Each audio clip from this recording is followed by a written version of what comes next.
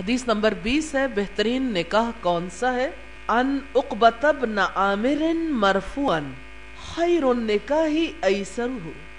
حضرت عقبہ بن عامر رضی اللہ تعالی عنہ سے روایت ہے، بہترین نکاح وہ ہے جو سب سے زیادہ آسان ہو۔ بہترین نکاح جس میں نکاح کرنے والے کے حق میں آسانیاں۔ نکاح آسان کب ہوتا ہے؟ جب حق مہر مناسب ہو۔ ہمیشہ لڑکے والوں کی خواہش ہوتی ہے کہ حق مہر کم ہو، لڑکی والوں کی خواہش ہوتی ہے حق مہر زیادہ ہو۔ ہمارے دور کے اور پچھلے ادوار کے علماء نے اس کا حل یہ نکالا کہ کوئی شرعی مہر مقرر کر دیا جائے۔ اب اس شرعی مہر کی مقدار اتنی ہے کہ اس سے آدھا لیٹر پیٹرول بھی نہیں آتا، یعنی آپ اپنے گھر سے تھوڑے سے فاصلے پہ بھی جانا چاہو اتنے پیسوں میں وہ کام بھی نہیں ہوتا۔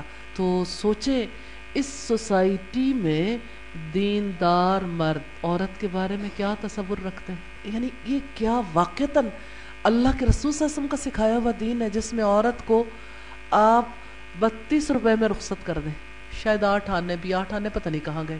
اب اس کے بعد میں نے سنا تھا کہ 500 روپے شرعی حق مہر قرار دیا۔ اگر آپ قرآن حکیم میں دیکھیں تو وسعت والے پر اس کی وسعت کے مطابق ہے اور تنگ دست پر اس کی حساب کے مطابق ہے۔ کتنا پیارا دین ہے ہمارا، جس کی جتنی بساط ہے اس کے مطابق حق مہر دے دیں۔ زیادہ ہے تو زیادہ کر لو، کم ہے تو کم کر لو، لیکن آسانیاں پیدا کرو، مشکلات پیدا نہ کرو۔ اسی طرح سے کچھ غیر ضروری شرائط بھی عائد کی جاتی ہیں۔ مثال کے طور پر پنجاب میں اس سائڈ پہ ایسا سلسلہ نہیں ہے، لیکن سرائیکی پٹی میں جب بڑی عجیب و غریب قسم کی رسوم و رواج، مثال کے طور پر جیسے ایک ان کی رسم ہے کہ منتھلی جو خرچ ہے وہ تو لکھوایا جاتا ہے۔ ایک ٹرم بولی جاتی ہے روٹھی رنجی۔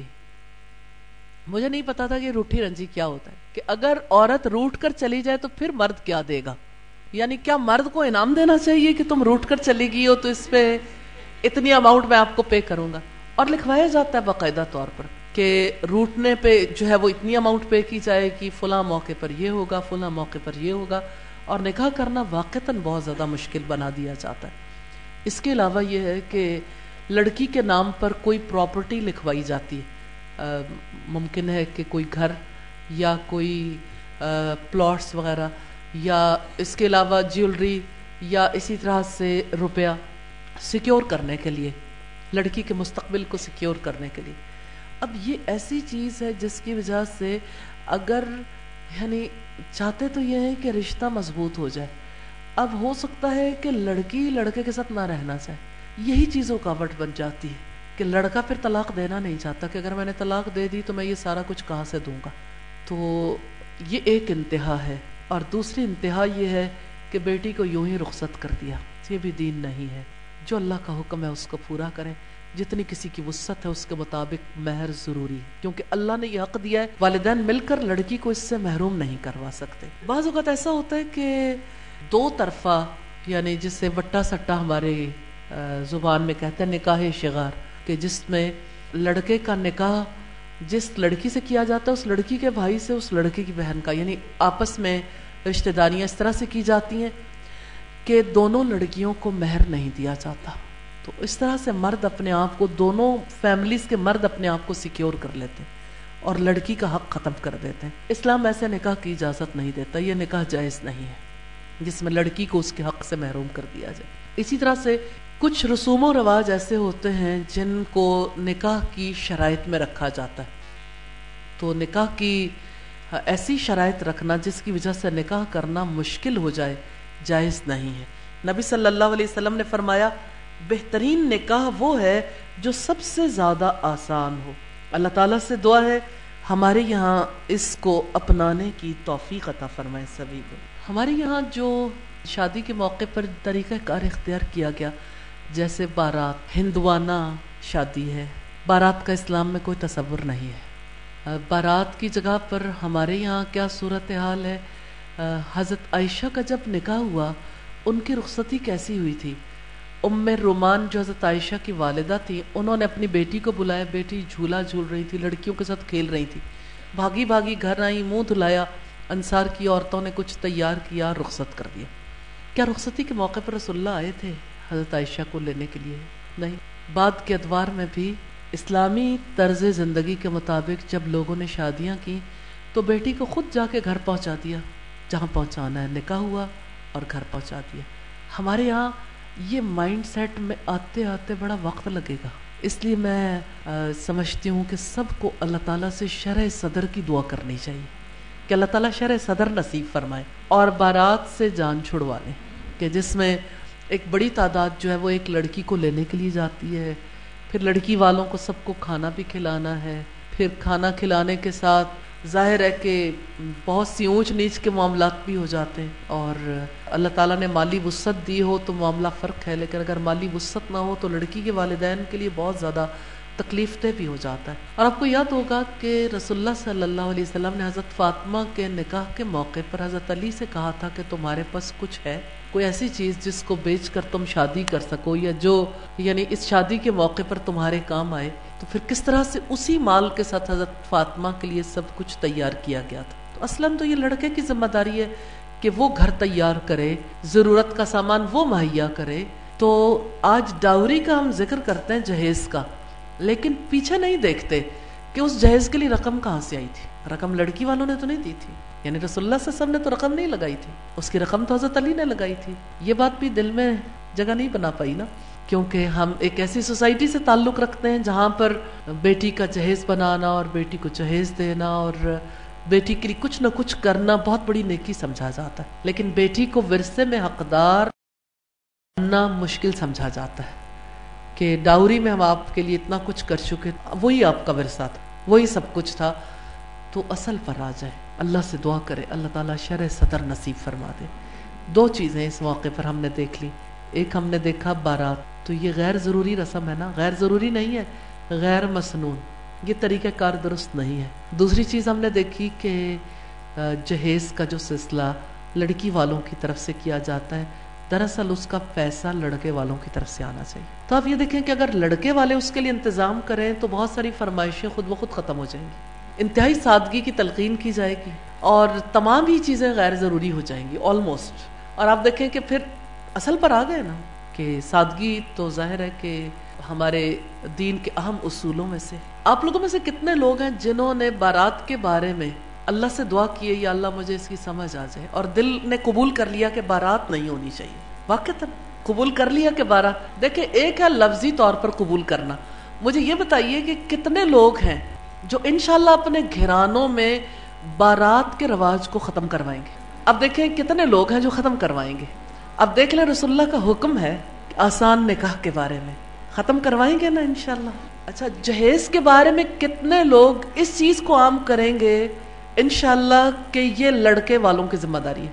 تو آپ تو الحمدللہ معاشرے کے لیے انتہائی نفع مند ہو جائیں گے اور رسول اللہ کی سنت پر عمل کریں گے، اس پیغام کو عام کریں گے تو انشاءاللہ تعالی اللہ تعالیٰ کی رحمت ہوگی، کتنے گھرانوں کے مسائل آسان ہو جائیں گے، کتنے لوگوں کی زندگیاں آسان ہو جائیں گی انشاءاللہ تعالی۔ اب آپ مجھے یہ بتائیے ایک اور کام، جہیز کے علاوہ لڑکی والوں کی یہ بھی ذمہ داری ہے کہ لڑکے کی ماں کو گولڈ کا سیٹ دے دیں، یا اسے کنگن پہنا دیں، یا اسے کوئی ڈائمنڈ کے جھمکے پہنا دیں، یا اسی طرح سے۔ اگر سارا خرچ لڑکے والوں نے کرنا ہے تو مجھے یہ بتائیے کتنی ڈیمانڈز ہوں گی؟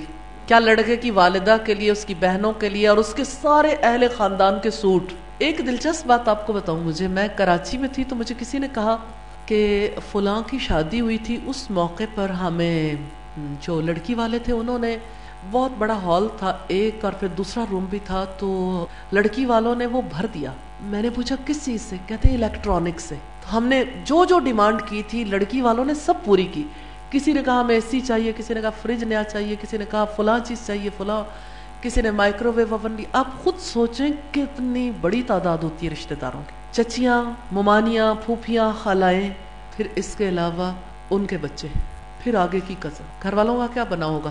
ایک بیٹی کا جہیز نہیں، پورے سسرال والوں کا جہیز تیار ہوا۔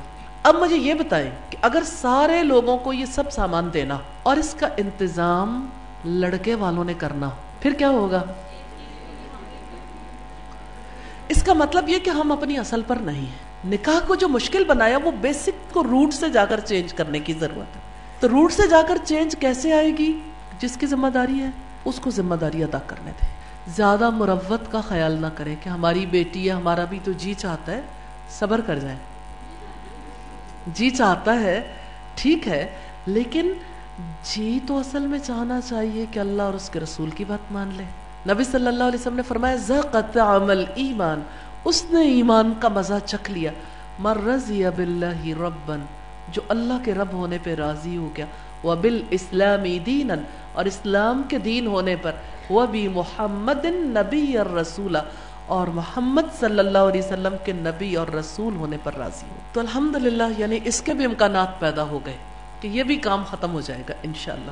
اب جس وقت لڑکی رخصت ہو کر آتی ہے اور سارے اہل خاندان موجود ہوتے ہیں، جس وقت گھر سے رخصت ہوتی ہے اس موقع پر، جس وقت لڑکے والوں کے گھر پر ریسیپشن ہوتا ہے اس موقع پر ساری رسومات کہاں جائیں گی؟ اگر لڑکی کو اس کے گھر والوں نے خود ہی پہنچا کے چلے جانا ہے، ساری رسومات کہاں جائیں گی؟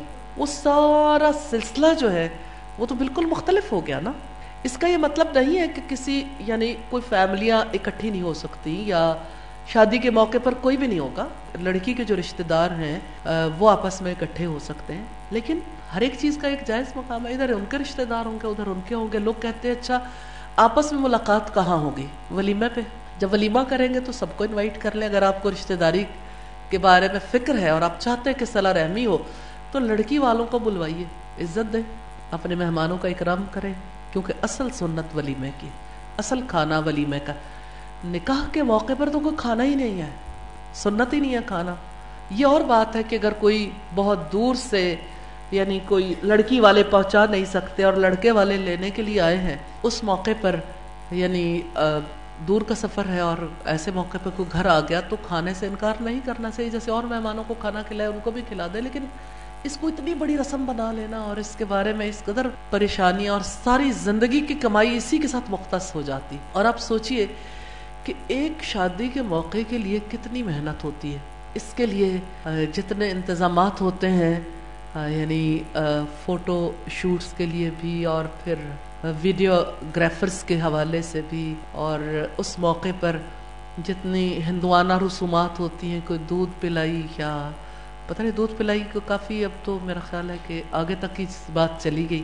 اور اسی طرح سے لڑکے سے پیسے ہتھیانے کے لیے اس موقع پر کافی کچھ یعنی کبھی جوتا چھپا دیں یا کچھ، ابھی تک یعنی کہ اتنی قدامت پرستی ہے کہ وہ چیزیں کسی نہ کسی فارم میں جاری ہیں. اس گلاس کو کتنا ہی خوبصورت سجا لیں، کتنا ہی زیادہ اس کو چینج کرنے کی کوشش کر لیں، ہے تو وہی کہ وہی نا اصل ہندوازم پر. اس وجہ سے نکاح کو آسان بنانے کے لیے سنت پر آ جائیں. آپ ارادہ کریں اور دعا کریں کہ اللہ تعالیٰ ہماری جان چھڑوا دے ان سب چیزوں سے.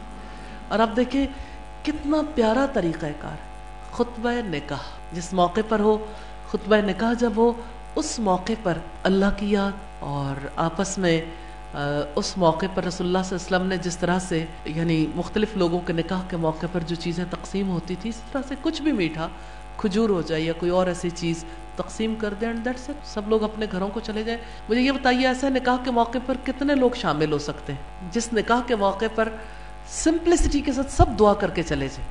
کتنے لوگ شامل ہو سکتے ہیں؟ دیکھیں نکاح اگر مسجد میں ہو رہا ہے یا نکاح کسی بھی ایسی جگہ، گھر پہ بھی ہو سکتا ہے، کسی بھی جگہ پر نکاح ہو رہا ہے اور لوگ مل کے آپس میں دعا کرنا چاہتے ہیں تو ٹھیک ہے. مسجد میں اگر ہو رہا ہے تو نماز کے بعد نکاح بھی ہو گیا تو کتنے لوگ شریک ہو سکتے ہیں جن سے کوئی تعلق نہیں، وہ بھی شریک ہو جائیں تو کیا فرق پڑتا ہے؟ اچھا مجھے یہ بتائیے پھر اس کے لیے کارڈ پرنٹ کرانے پڑیں گے؟ یعنی اصلاً ایک چیز کے ختم کرنے کی وجہ سے نکاح آسان ہو جائے گا. جی. اور وہاں پہ جماعت ہو رہی تھی تو الحمدللہ اتنے لوگ اکٹھے ہوئے، اتنے لوگوں نے دعا کی، اور آپ یہ دیکھیں کہ اس شادی میں اتنی برکت ہے کہ آج ان کی جو اولاد ہے وہ بھی سنت کو فالو کرتی ہے. الحمدللہ بہت زیادہ برکت. یعنی اس موقع پر سب سے زیادہ تو دعا کی ضرورت ہوتی ہے نکاح کے موقع پر کہ اللہ تعالیٰ ان دونوں کو آپس کی محبت نصیب فرمائے اور اللہ تعالیٰ اس گھرانے کو اپنی رضا کے مطابق زندگی بسر کرنے کی توفیق عطا فرمائے. حقیقت کو سمجھنے کے بعد اصل پر لانے کی کوشش کرنی چاہیے. آخری حدیث آج کی ہم پڑھیں گے. عن ابن عباس قال قال رسول اللہ صلی اللہ علیہ وسلم لم یر للمتحابین مثل النکاح. سیدنا عبداللہ ابن عباس سے روایت ہے کہ رسول اللہ صلی اللہ علیہ وسلم نے فرمایا نکاح کی وجہ سے دو محبت کرنے والوں کی مثال نہیں ملتی۔ نکاح کی وجہ سے دو لوگوں کی محبت کس طرح سے لازوال ہو جاتی ہے، اپنی مثال آپ ہو جاتی ہے۔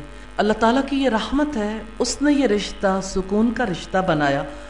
رب العزت کا فرمان ہے وَمِنْ آيَاتِهِ أَنْ خَلَقَ لَكُم مِّنْ أَنفُسِكُمْ أَزْوَاجًا لِتَسْكُنُوا إِلَيْهَا وَجَعَلَ بَيْنَكُم مَّوَدَّةً وَرَحْمَةً إِنَّ فِي ذَلِكَ لَآيَاتٍ لِقَوْمٍ يَتَفَكَّرُونَ۔ اور اس کی نشانیوں میں سے ہے کہ اس نے تمہارے لیے تمہاری جنس سے جوڑے بنائے تاکہ تم اس کے پاس سکون حاصل کرو، اور تمہارے درمیان مودت اور رحمت بنا دی۔ بے شک اس میں نشانیاں ہیں ان لوگوں کے لیے جو غور و فکر کرتے ہیں۔ تو اللہ تعالیٰ نے اس رشتے کو محبت کی بنیاد پر قائم کیا ہے۔ اللہ سے بھی محبت ہی کی دعا کرنی چاہیے، جیسا کہ سورہ الفرقان میں خود رب العزت نے سکھایا ربنا ہب لنا من ازواجنا وذریاتنا قرۃ اعین وجعلنا للمتقین اماما۔